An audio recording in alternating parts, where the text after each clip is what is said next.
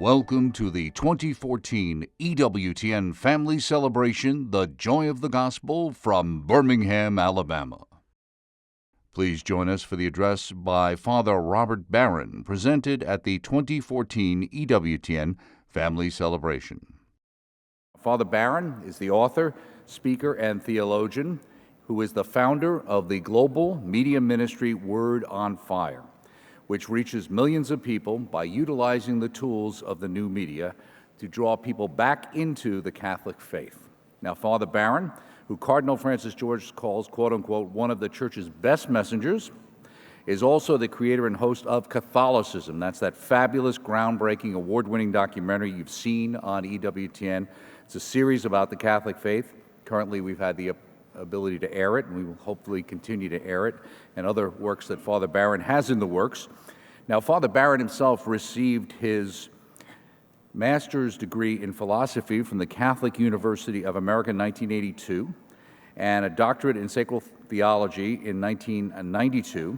Now, Father Barron currently, when he's not out speaking and writing, serves actually as the rector/president of the Mundelein Seminary University of St. Mary of the Lakes. So, like most of our speakers, they're very, very busy. You know, we're proud to have him here to accept the invitation to join us here at our family celebration. He's a true 21st century master of the new media, who, though still only a baron, he's only a baron, stands proudly on the shoulders of those who have come before him. The nobility of Catholic media evangelization, Archbishop Fulton J. Sheen, and our own Mother Angelica. Now, Father Robert Barron.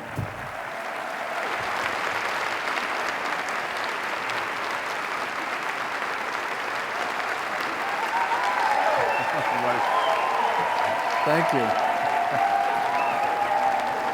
Thank you all very much. Thank you all very much. Well, thank you. The standing ovation before I speak is always a little bit frightening. Will it be the sitting ovation when I finish? We'll see. Hey, listen, thank you very much for that very kind welcome, and to Doug Keck for the wonderful introduction.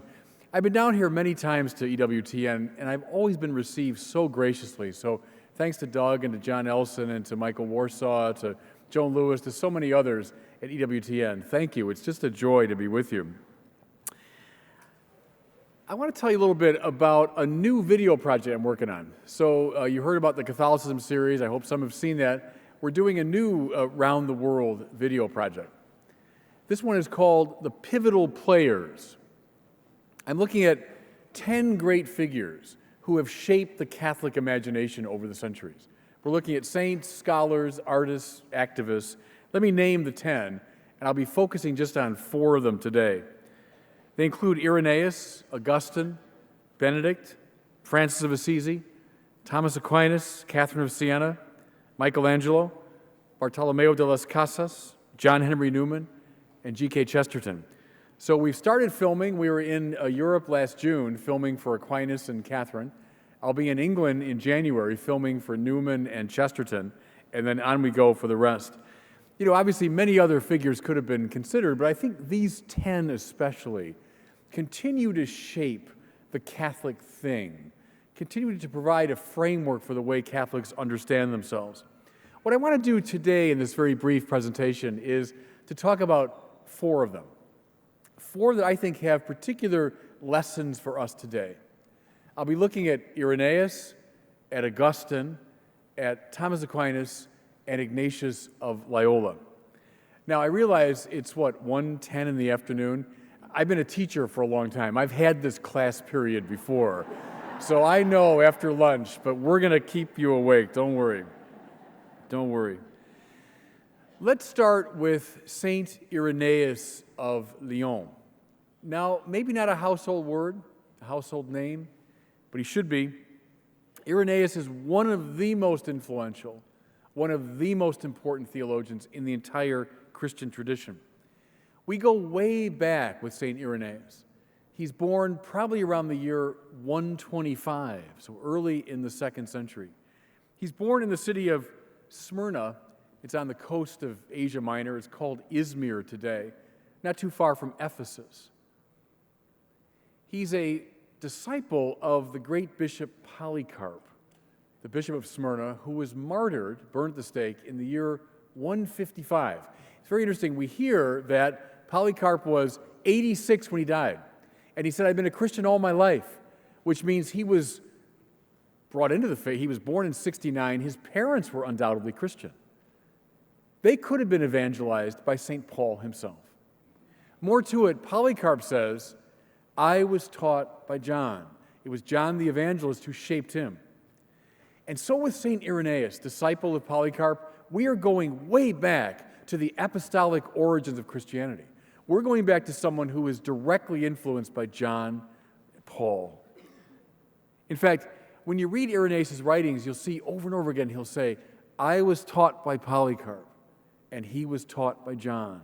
We're very early with him. In time, Irenaeus migrates from Smyrna west, spends a short time in Rome, and then ends up in the Roman colony town of Lugdunum. It eventually evolved into the city we know today as Lyon in the southeast of France, hence Irenaeus of Lyon. You know, to give you a sense of his time, remember the movie Gladiator, which is the time of Marcus Aurelius. Irenaeus is almost an exact contemporary of Marcus Aurelius. So that gives you a sense of when he was flourishing. He dies the year 202, almost certainly a martyr.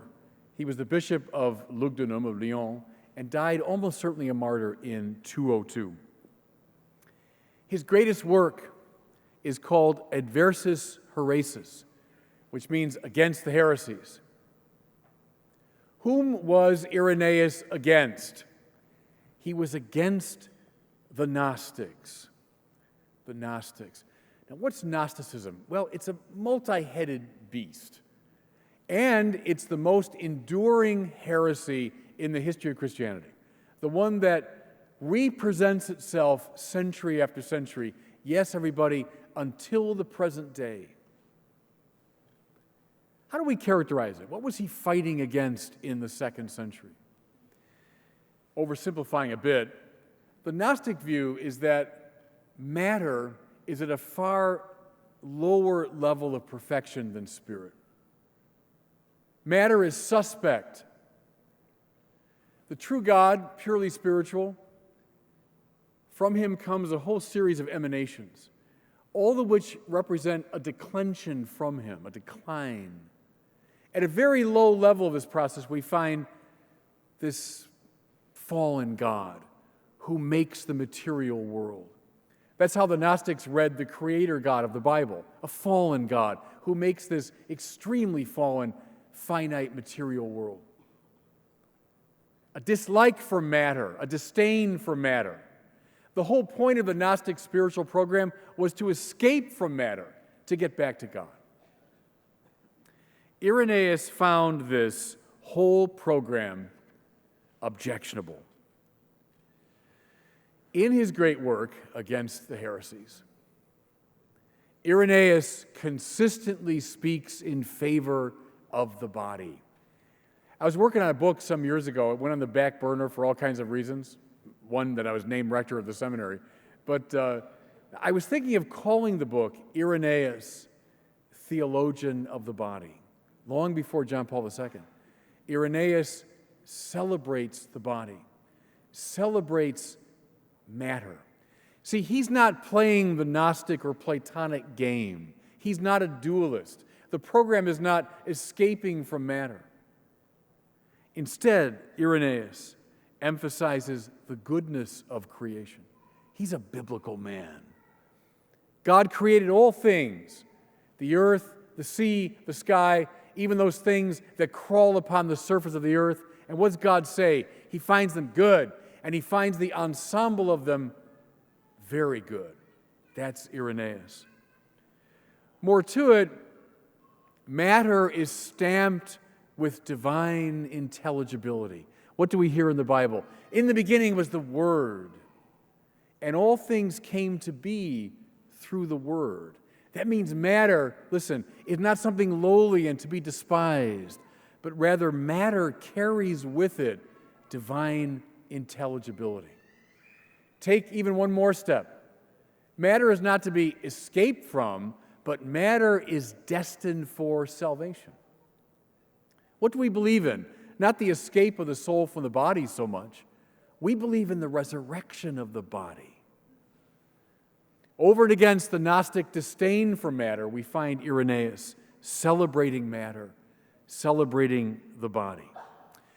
Now, you say, okay, I guess that's mildly interesting ancient intellectual history. What does that have to do with us today? Well, everything. Why? Because, everybody, the Gnostic heresy is alive and well today. Go back with me for a second to the beginnings of modern philosophy, the beginnings of modern thought. This young Frenchman, René Descartes, trying to find certitude, finds that he can doubt everything except one thing, that he's doubting.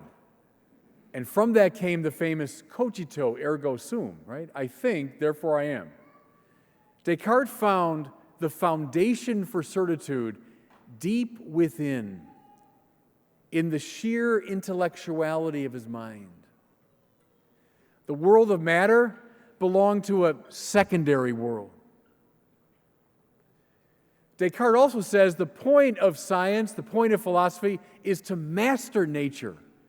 Look how the ancient people had wonder in the face of nature. Descartes says, no, let's master nature. He privileges the interior and the intellectual over the material. Immanuel Kant, one of the greatest of the modern philosophers, says this: the only thing that can be called good without qualification is a good will. Very interesting line. From it flowed all of Kant's moral philosophy. What makes an act good? Not its consequences, not the intrinsic structure of the moral act. What makes a moral act good is the integrity and purity of the will. Deep down within his interiority, Kant finds the foundation for morals. Take one more step. Just a few decades after Kant, we find the figure of Friedrich Nietzsche. In my judgment, the most influential of the modern philosophers today. What does Nietzsche say? There is no objective good or evil. What we have is the autonomous will. The will to power, he called it. It belongs to the Superman, the Übermensch.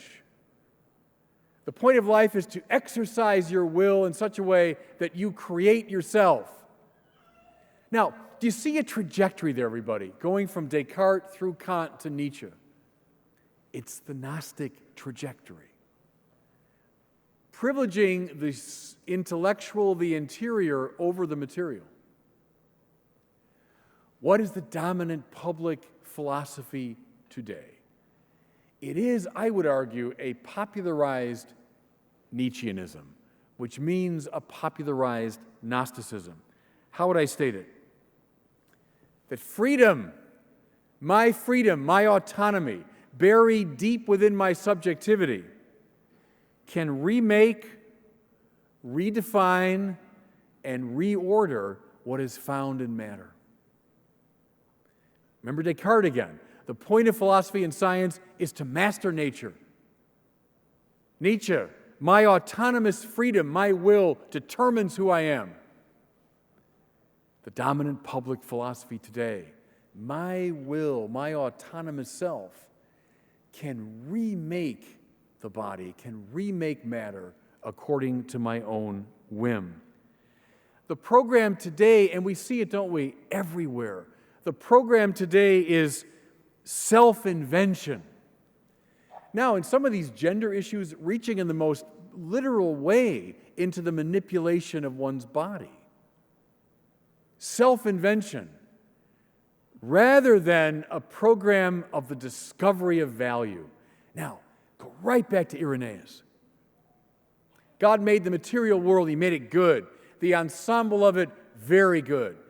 Matter is stamped with a divine intelligibility That means in matter itself, I can find order and structure and harmony according to which my life ought to be governed. The program is not self-invention. The program is aligning my will to the great values that are apparent, yes, in the very material structure of the body and of the world.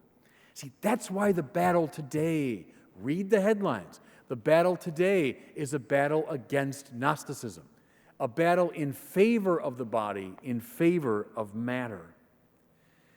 You know, everybody, the trouble with the autonomous, self-creating will, you know what the problem is?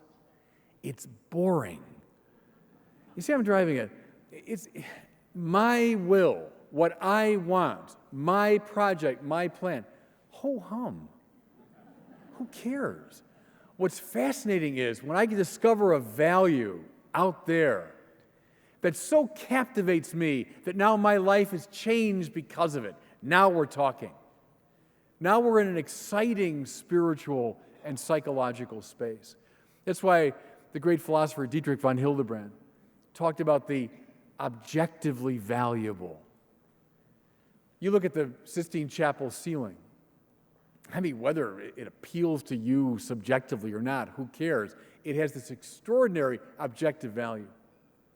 You watch the Mother Teresa sisters in their work in Calcutta. I don't care what your personal subjective reaction might be. There's an objective value to that. Look at the very intelligibility of our own body. There's something valuable in that which should shape the will rather than vice versa. Here's the second problem, and I'll close the Irenaeus thing with this. Notice, please, how the autonomous sovereign self gets locked into its own little world. And we become a vague collectivity of sovereign selves that have no real connection to each other. Again, look at the etiquette of our society, which is based upon tolerance above all things, right? You got your peculiar point of view, I got my peculiar point of view, you got your point of view, and we're all sort of floating on our separate little air mattresses. But we have no connection to each other except mutual tolerance. Well, how dull is that? How that undermines our community.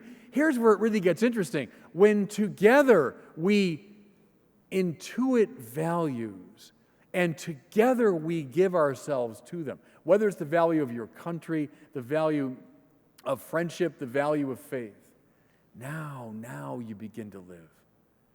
That's why we need a new Irenaeus to fight this old dragon of Gnosticism. Okay, then about 10 minutes. I got 10 minutes per person here, so we'll keep it moving. If you're keeping score, our next figure is Augustine of Hippo. I'll give you Augustine in 10 minutes. How do you begin to illumine this figure, who, with the possible exception of Thomas Aquinas, is the greatest theologian in the tradition, as well as one of the most splendid readers of the Bible in our whole tradition, one of the best preachers in the history of Christianity, and someone who, in his spare time, invented the philosophy of history and the genre of autobiography. Not a bad little resume for Augustine. He's born, in Tagaste in the north of Africa in 354. So he's born about 150 years after Irenaeus' death. We have a tendency, I know my students at Mundelein talk about this, we think of the church fathers all living within about 50 years of each other way back then somewhere. But Augustine is separated by 150 years from Irenaeus. He becomes a student of Latin rhetoric, one of the great rhetoricians in Latin in the whole tradition.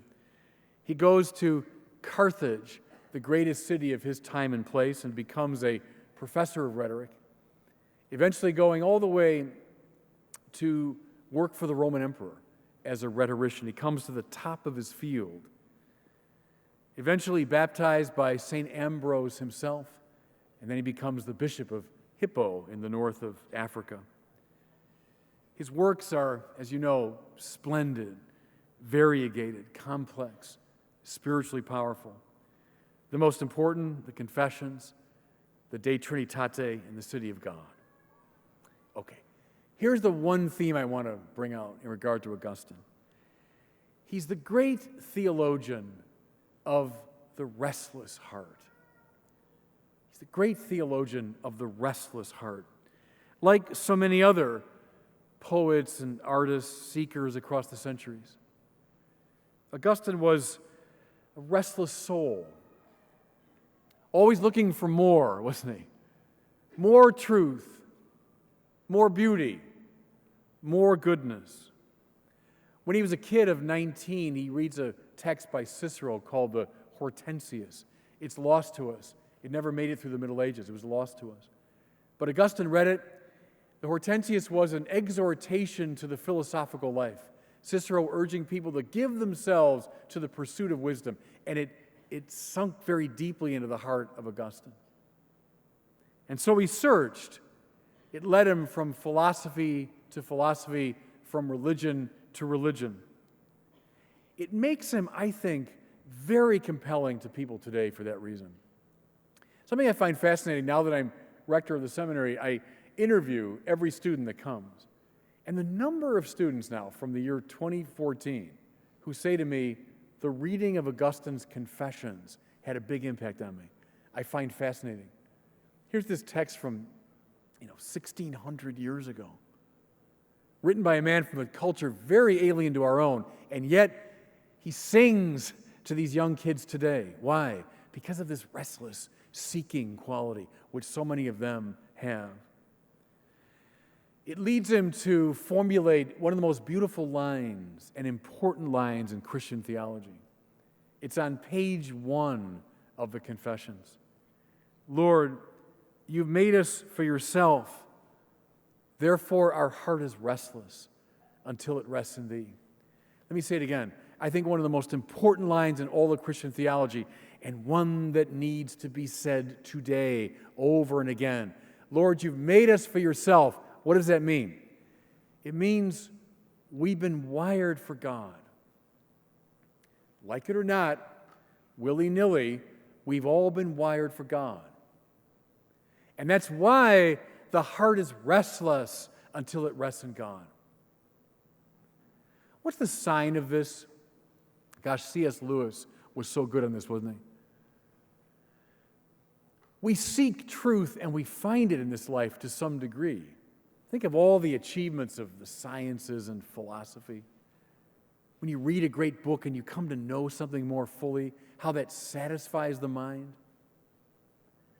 But is the mind ever fully satisfied by the truth we discover in this world? Of course not. No, soon we're restless again. Every answer opens up 10 more questions, doesn't it? Same is true with the good. The will seeks the good, and it finds it to some degree. Think of great acts of justice. Standing here in Birmingham, which is a great city for the civil rights movement, King writes his letter from the Birmingham City Jail. By the way, if you're looking for an example of how to engage the public conversation with the natural law tradition, read King's letter from the Birmingham City Jail. My point here, though, is that we can achieve great good in this world.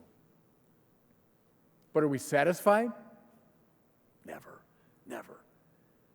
It awakens the soul for even more. It seeks more, wants more. The beautiful, can we achieve it in this world? Yeah, Sistine Chapel ceiling, Chartres Cathedral, Dante's Divine Comedy, great works of beauty. Is the soul satisfied? No, on the contrary, the more beauty we achieve, the more we want, the more it stirs up the hunger of the soul, doesn't it? That's why Lewis was so right when he suggests it's not at the times of failure, but precisely at times of success that we become most aware of how hungry we are. Think about it, it's true, isn't it? It's not at the times of failure when well, I don't achieve the good, I don't achieve truth or beauty. But precisely when I do, that I'm most aware of how hungry I still am. That's the restless heart. It won't be restless until it rests in God. Now, why do I bring all this up? Because secularism as an ideology is everywhere in our culture. It's in the groundwater of the culture, isn't it? Listen to young people. I can be satisfied with the goods of the world. Just give me enough wealth, pleasure, honor, power. Give me enough of the truth and goodness of the world, I'll be satisfied. That's the secularist ideology. The great Catholic philosopher Charles Taylor calls that the buffered self. That means the self that's just contained, protected from any connection with the transcendent. You know what that does to us, everybody? That does enormous psychological and spiritual damage. I see it every day. You do too. When we take this most natural and most powerful longing of the heart and we suppress it, and we say it's just a matter of fantasy or it's just something you've inherited from your parents, it doesn't mean anything. What that does is it shuts down the person in a very dangerous way. What we need is a new Augustine who will stir up again in people's hearts the hunger for God. Here's a biblical image that is very helpful to me. Remember the great scene of Elijah and the priests of Baal in the first book of Kings? Remember? 450 priests of Baal, one prophet of Yahweh. Let's go on Mount Carmel. Says Elijah, let's have a mano a mano. You call on your gods, I'll call on mine. We'll see who answers, remember? So they erect the 4 altars, and then they pray, and they dance, and they hop around the altars. They beg, they cajole.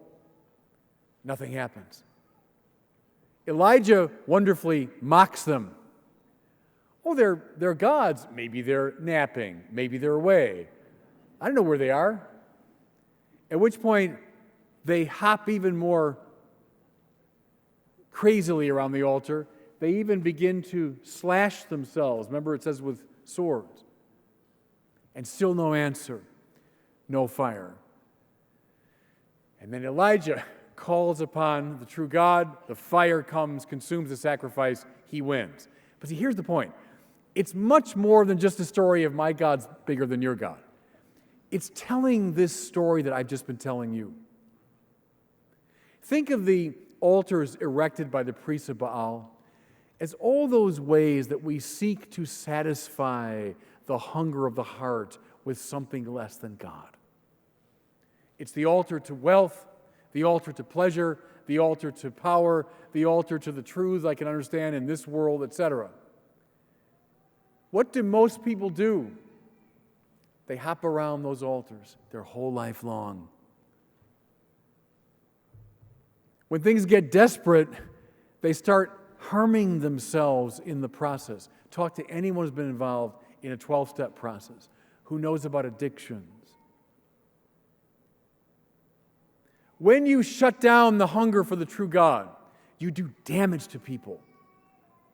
Elijah represents this Augustinian longing. Our heart is restless till it rests in the true God. The altar erected by Elijah stands for this deepest longing of the heart, which only God can answer. That's why, listen, everyone in this room, all of us who believe in the church and believe in Jesus Christ and the power of God, we need to be new Elijahs today, because as always, the priests of Baal are thick on the ground, right? There are 450 of them. So it goes today. Think of the avatars, the priests of wealth and power and all that. They're everywhere. We need to do now what Elijah did long ago. Call them out. Yes, even publicly mock them if we have to. We need to do what Augustine did. Stir up this deep longing of the heart. Okay. That's Augustine in 10 minutes, by the way. That's what that was. And now Thomas Aquinas in 10 minutes or less. Thomas, is my great hero, my favorite saint. He's the reason I'm a priest. When I was 14, I was a freshman in Fenwick High School, a Dominican high school near Chicago, and I heard one of the young friars present the arguments for God's existence, and it changed my whole life, and it set me on a path I've never left. So I always do reverence to Thomas Aquinas. He's the reason I'm doing what I'm doing. The reason I'm talking to you right now is Thomas Aquinas. He's known, of course, as the Doctor Angelicus, isn't he? The angelic doctor, since his mind was as fast and subtle as that of an angel. But he's also called the Doctor Communis, the common doctor. That means the touchstone. Somehow Thomas transcends the different schools, the different approaches. There's something fundamental, basic about him. He's for the ages. Thomas was born in 1225 in the castle of Roccaseca. His family owned it. It means dry rock, by the way, Roccaseca. It's between Rome and Naples. You got to climb a mountain to get there. The car will take you only so far. Then you have to get out and climb up to the ruins of Roccaseca. It's very beautiful. As a young guy, he goes to the University of Naples and becomes a double radical.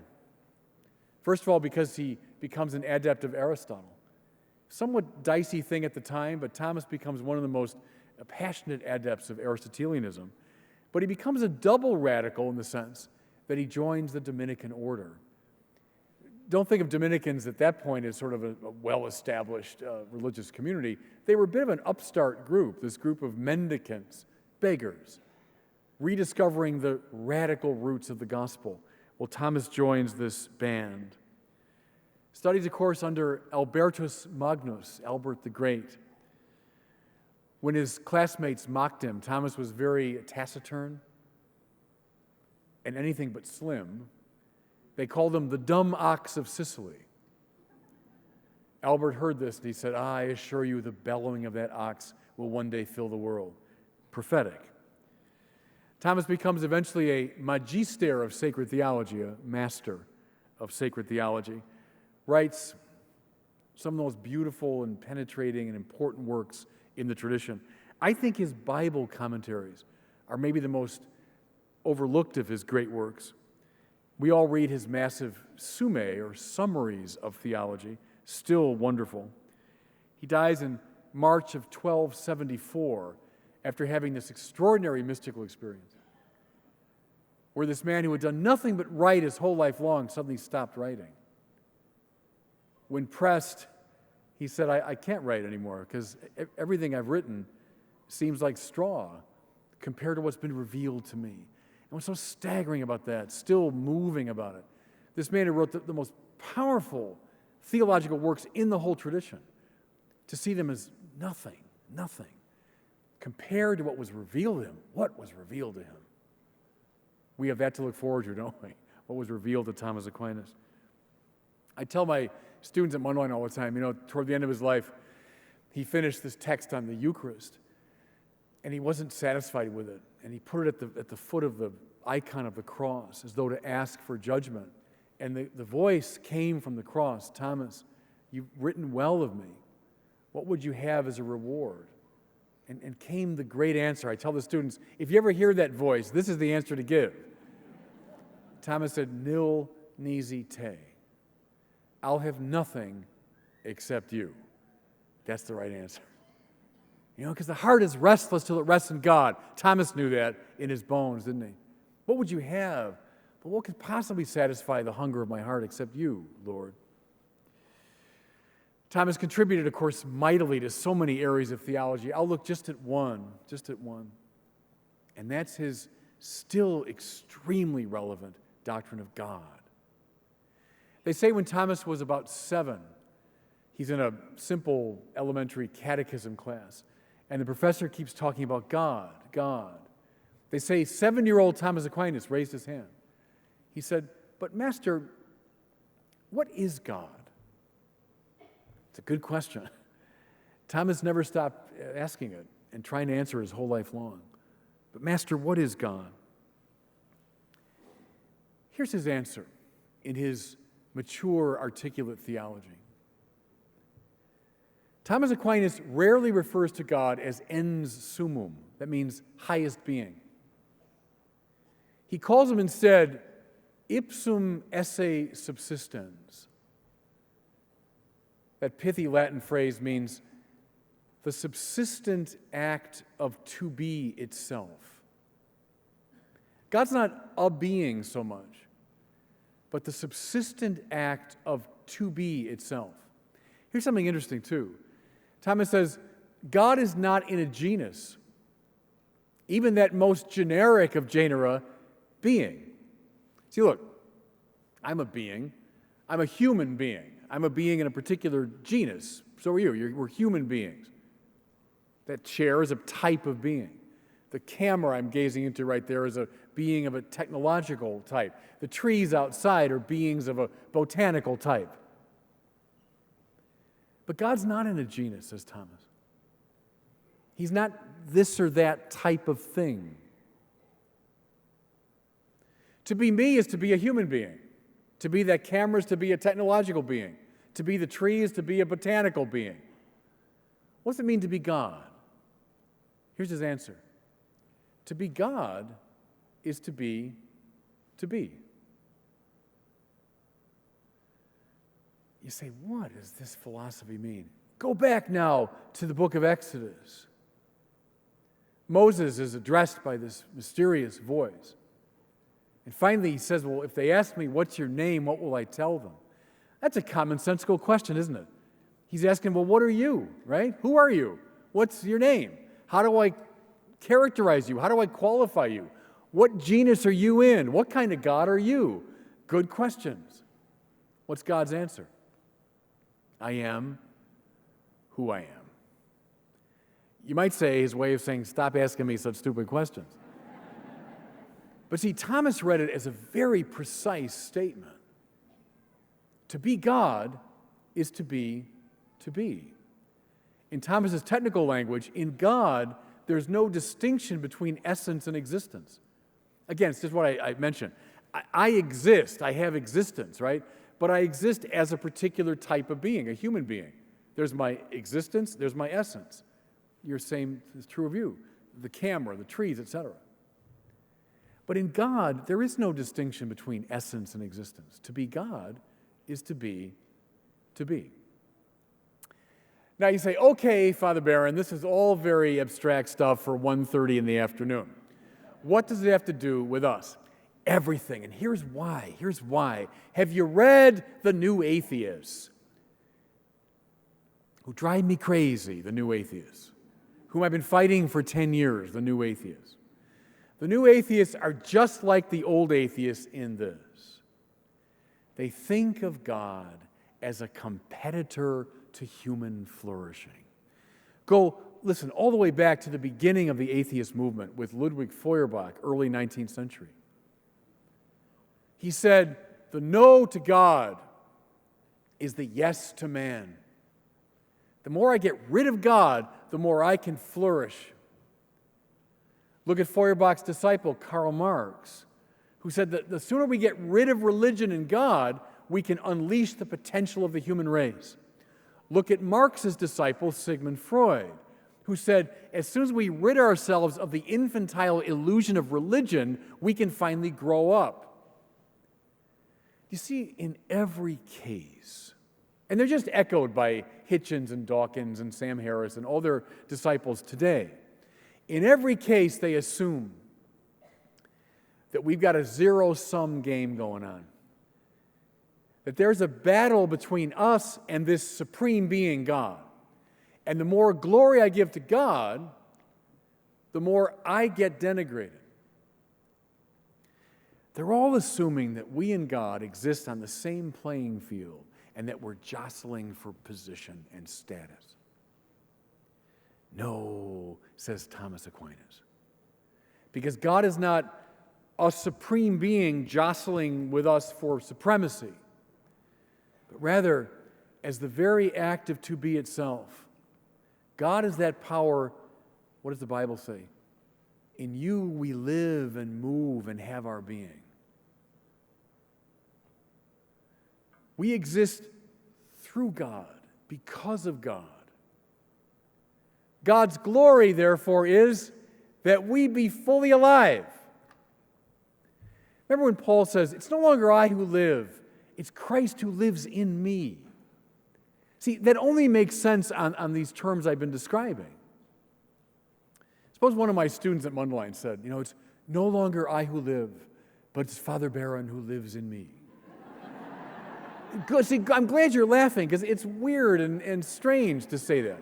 It'd be like I'd be manipulating, dominating him, because, see, we're two creatures, so we exist on the same plane. Now, God, whose ipsum esse, the sheer act of to be itself, Paul can say, it's no longer I who live, but Christ who lives in me, and that makes Paul more, not less, himself. Does that make sense? Does it ever strike you that Paul has lost his identity? That Paul is not coming across with his full strength of personality? You never get that impression. And yet, it's no longer I who live, but Christ who lives in me. There's the non-competitive God of Thomas Aquinas. The great biblical image here is the burning bush. Go back to Moses again. In the Greek and Roman myths, when the gods break into human affairs, what happens? People blow up. People are incinerated. You see why? Because they're competitive supreme beings bursting in. Something's got to give. Then there's the true God. Moses sees a bush that's on fire but not consumed. It's rendered radiant, luminous, and beautiful, but not consumed. That's our relationship, everybody, to the true God. The closer God gets, the more radiant, luminous, and beautiful we become, and we are not consumed. Take that, atheists old and new.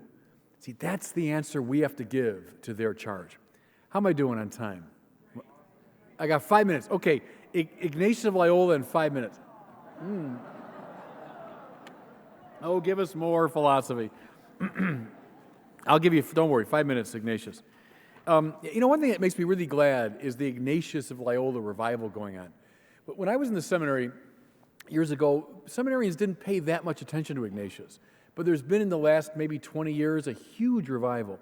I was delighted, I don't know if he's here, Father Tim Gallagher I met today, who's very instrumental in that revival of Ignatius. Talk to the kids now in the seminary, they're very involved in Ignatian spirituality. Of course, Ignatius' wonderful story, revisited, looking at his autobiography, born 1491 in the Basque region of Spain, nobleman, warrior, wounded at the Battle of Pamplona, while recovering, reads the stories of the saints and of Christ, undergoes this great conversion, eventually makes his way to Paris, and there with a group of companions forms this new brotherhood, this company of Jesus. The beautiful story. Dies in Rome in 1556. Okay, 4 minutes. What do people find compelling about Ignatius? I think this is what it is. I think it's the spiritual clarity that comes from his doctrine of spiritual detachment. Spiritual detachment. Remember those who have been through Ignatian exercises, that great meditation on the two standards, remember? Ignatius compels us to imagine this great battlefield. On one side is the army of Christ, banners unfurled. On the other side is the army of Satan. And we have to decide, which one are you in? Oh, I'm going to wait a little while. You're in Satan's army. I haven't decided yet. Satan's army. Oh, I can't make up my mind. Satan's army. You got to decide. See? Because as Kierkegaard said, the saint is someone whose life is about one thing. See, don't take that to mean that his life is uninteresting or it's not variegated. The saints can have very complex lives, but they're fundamentally about one thing. They're about Christ. Do you join his army or not? Satan, by the way, will make you field marshal of his army. That's one of the things. I'll put you in charge. Christ might say, I want you digging latrines in my army. But see, that's the army you should join. Your life must be about Christ. And once you make that move, then everything falls into place. Because now you can say, with enormous spiritual clarity, I am attached to him, and therefore detached from everything else. all the wealth, pleasure, power, honor, worldly good, worldly truth, all of it, I'm detached from for the sake of Christ. Another way to formulate this, I love Christ, and then I love everything else for the sake of Christ. Think here of the medieval rose windows, right? The great wheels of glass and color. The center is always Christ. Then wheeling around it in these ordered patterns are all the other elements, connected by spokes to the center. That's the well-ordered soul. I love Christ. He's the center. Everything else is connected to Christ and exists for His sake. Once we make that move, our whole life falls into clarity, harmony. You know, one of the names for the devil in the Bible, one is Satanas, which means the accuser. But the other one is Diabolos. And that's from this Greek word diabalein. It means to scatter, right? To cast apart. That's why in the New Testament very often the demons speak in the plural, don't they? What do you want of us, Jesus of Nazareth? That's one person talking. Or the Gerasene demoniac, right? One person. What's your name? Legion, for there are hundreds of us. It's the splintered, split soul. Love Christ. Join His army.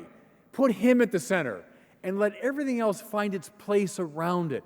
And then you can say with Ignatius, Lord, I don't care if I have a long life or a short life, as long as I'm doing your work. Lord, I don't care if I'm rich or poor. I don't care if they love me or not. I don't care if I'm famous or infamous, as long as I'm doing your will. Then I find the gathered and beautiful self, full of what Thomas Aquinas called integritas, oneness, consonantia, symphony, and claritas, radiance. Fellow sinners, we all know about the diabolic, don't we? We all know about that, the splintered self. All the parts of me in war with each other.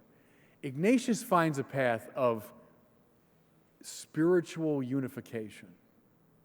And in that he overcomes the splintered self. Okay, much more I can say about that, but I'm going to bring it to a close. Here's my conclusion now. And this is addressed to all those who are aspiring to be saints. And that should be everybody in this room.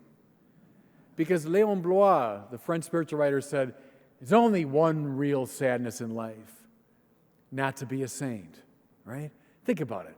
Oh, I'm sad because my career didn't work out the way I wanted. I'm sad because I didn't get enough money. Who cares? Those aren't real sadnesses. Only one real sadness. Not to be the person God wants me to be. So we should all want to be saints. Here's what we need. Over and against the contemporary Gnosticism, which denigrates the value of matter and elevates the autonomous human self, we need, right now, a new Irenaeus. Over and against the contemporary priests of Baal who are thick on the ground, who would convince especially our young people that wealth and pleasure, power and honor are enough to make them happy, we need a new Augustine. Over and against the atheists, both old and new, who construe God as a fussy competitor to human flourishing, we need right now a new Aquinas. And over and against the culture that would lock us into the prison of our own attachments, we need right now a new Ignatius of Loyola. And so, prospective saints, especially the young people here, what are you waiting for? God bless you all for listening today.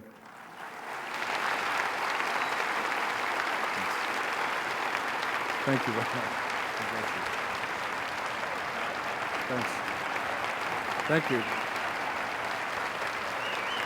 God bless you. Thanks.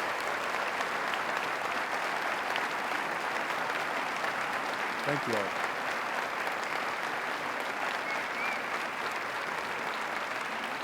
God bless you. Thank you.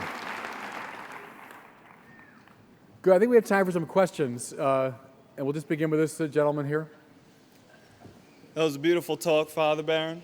I have a question about, we grew up in this culture where we're told about Jesus all day, every day, about how he loves us, how he died for us, how he went to the cross for us. And I feel like it built a wall for all the young adults now. Like when you try talking about Jesus, like they look for truth anywhere but in Christianity now. Yeah. Like it's got to be, they're looking for truth, but it can't be in Christianity. And I feel like it's because they've always heard about it and they feel like they're so familiar with it and therefore they understand it fully.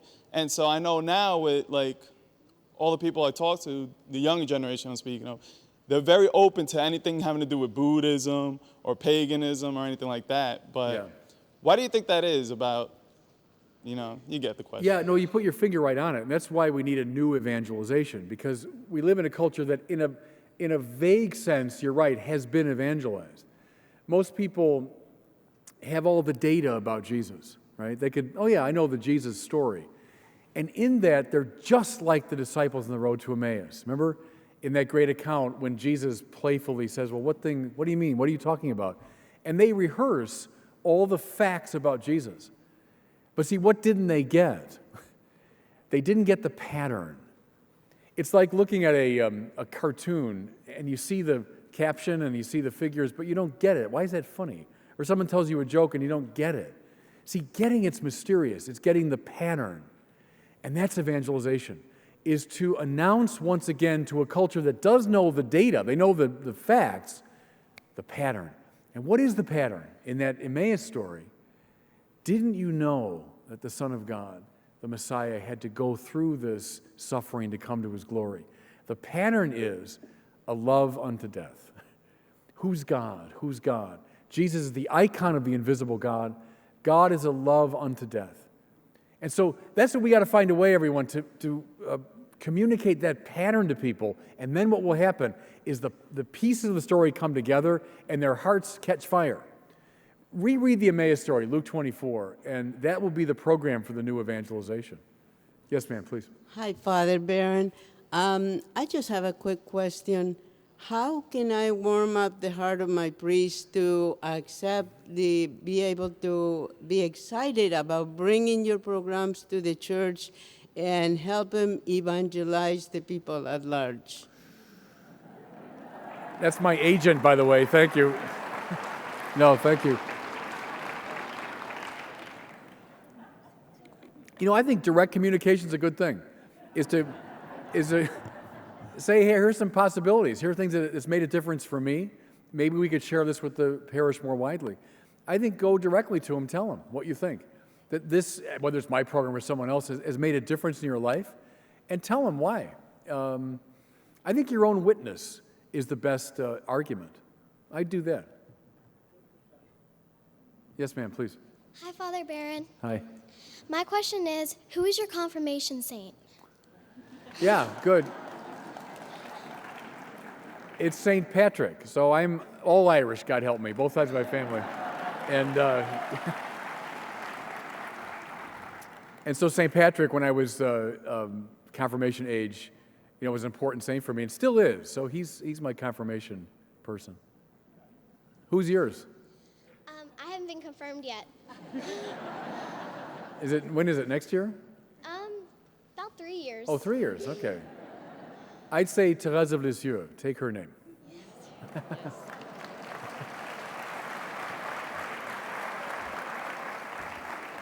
Yes, ma'am, please. Hi, Father Barron. Hi.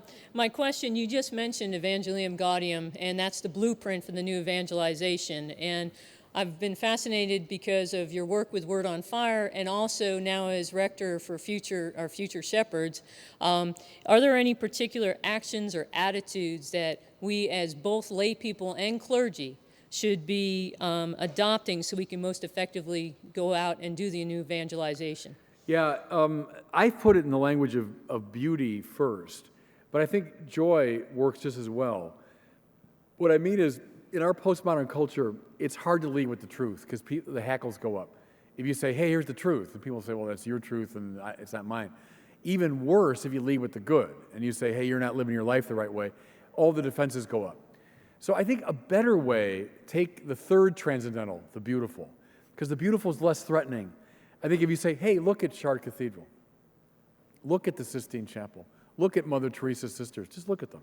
I'm not telling you yet what to think or how to act. I'm just saying, hey, look at that. I think that's a way in for a lot of people. And see, the Pope has got his finger on that when he says begin with joy. Begin with your own witness. Look at the difference it's made in my life.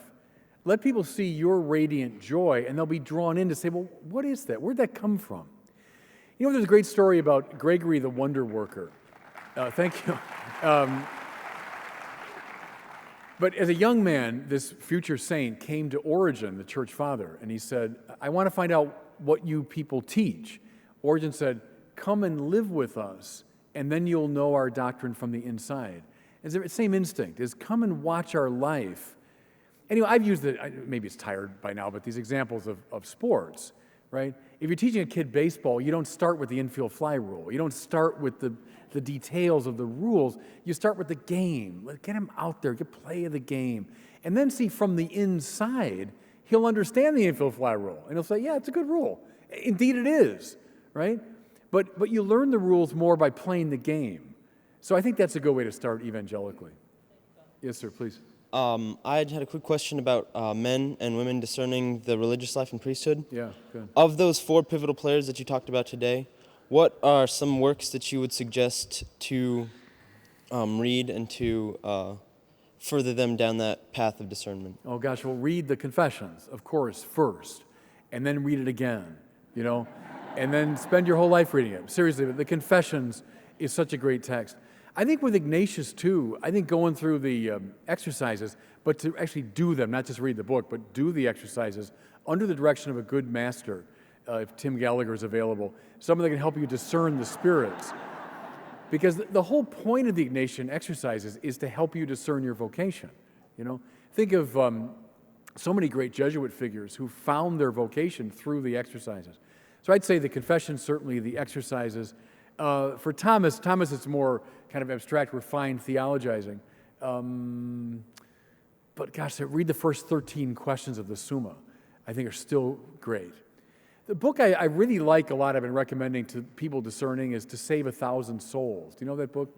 By Father Brett Brannon. He's been a vocation director for many years. That's a darn good book on discerning vocation. So, thank you all for the questions. God bless you. Thanks.